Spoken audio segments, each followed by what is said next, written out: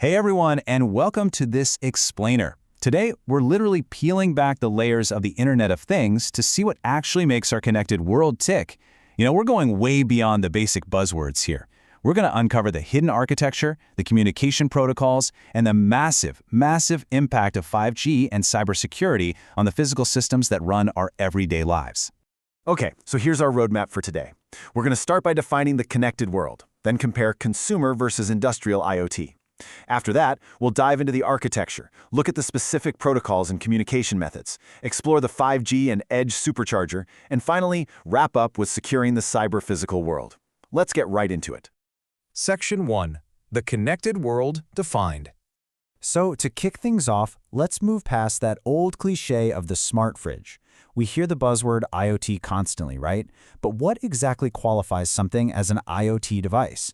It's super easy to assume it just means anything you can connect to your home Wi-Fi, but honestly, the actual technical definition is a bit more nuanced than that and a whole lot more fascinating. Here's the deal. The Internet of Things basically refers to physical objects embedded with sensors, processing power, and software that connect and exchange data with other systems. The really crucial point here is that these devices don't necessarily need the public internet at all. They just need to be individually addressable on a network so they can share their data. They don't have to be surfing the web. They literally just need to be able to talk to other machines within their own local or private ecosystem. And this next number brilliantly illustrates the real scale we're talking about. 22%. That's right. 22% of the total IoT market is actually driven by commercial asset tracking and fleet management, not your consumer home gadgets. We are talking about monitoring millions of vehicles, shipping containers, and logistics operations all across the globe. That, my friends, is the real heavy lifting of the Internet of Things. Moving on to Section 2, Consumer versus Industrial IoT. This brings us to a massive, massive divide in the ecosystem. Think about it. If your smart speaker drops its Wi-Fi connection, well, it's a minor annoyance. But if an industrial sensor monitoring a factory assembly line goes offline, that can halt mission-critical operations entirely. Consumer IoT is built for convenience, generally using cheaper, short-range tech. But industrial IoT, or IIoT, requires absolute rock-solid reliability, immense security, and the ability to scale across vast, highly unpredictable environments. Section 3. The architecture of IoT.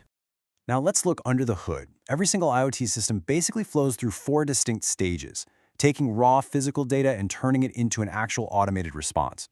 First up, sensing. Sensors collect data, like temperature or motion. Second, networking, transmitting that data. Third, processing, where the data gets analyzed, usually in the cloud or at the edge. And finally, action.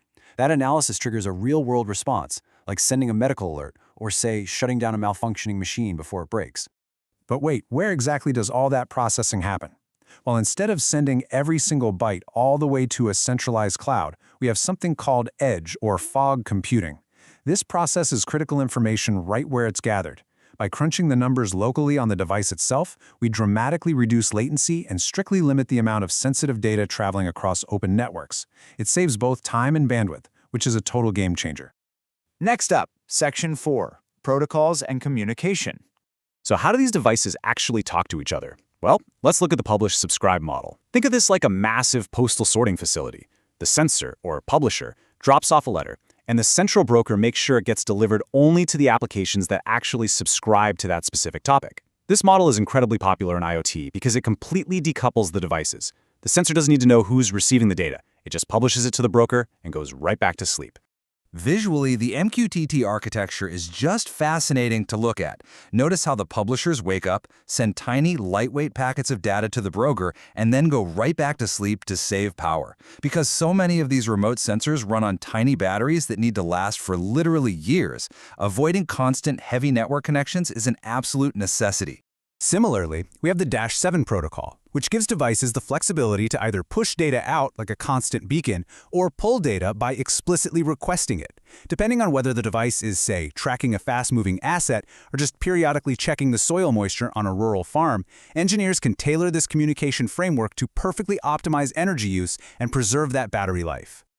Section 5, the 5G and edge supercharger. Let's zoom back out to the macro level for a second. 5G isn't just about getting faster downloads on your phone. It fundamentally upgrades this entire IoT framework. It can handle massive numbers of devices without dropping connections.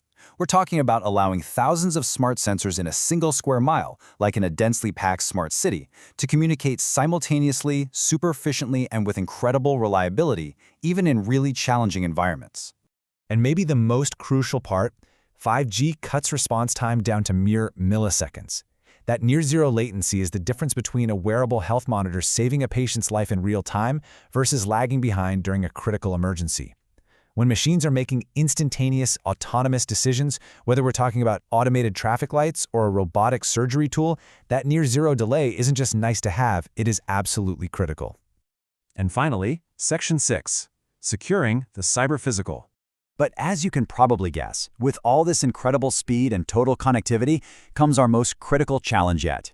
Because IoT literally connects the digital world to the physical world, a breach doesn't just mean stolen passwords or leaked data anymore. It could mean someone taking remote control of a moving vehicle, or even a city's power grid. We're no longer just protecting servers. We are actively protecting physical infrastructure, medical devices, and human lives from digital interference. The stakes couldn't be higher. To combat these risks, standards like EEE 802.15.4 build varying levels of AES encryption directly into the hardware layer. As you can see here, moving from no security all the way up to AES CCM 128, which encrypts the data and uses a 128-bit check for authenticity. The main takeaway here is that security can't just be an afterthought applied up in the cloud somewhere. It literally has to be baked into the very microchips of these tiny devices to ensure that every single piece of data transmitted is verified and encrypted right at the source. So, as we wrap up this explainer, I want to leave you with a pretty big thought.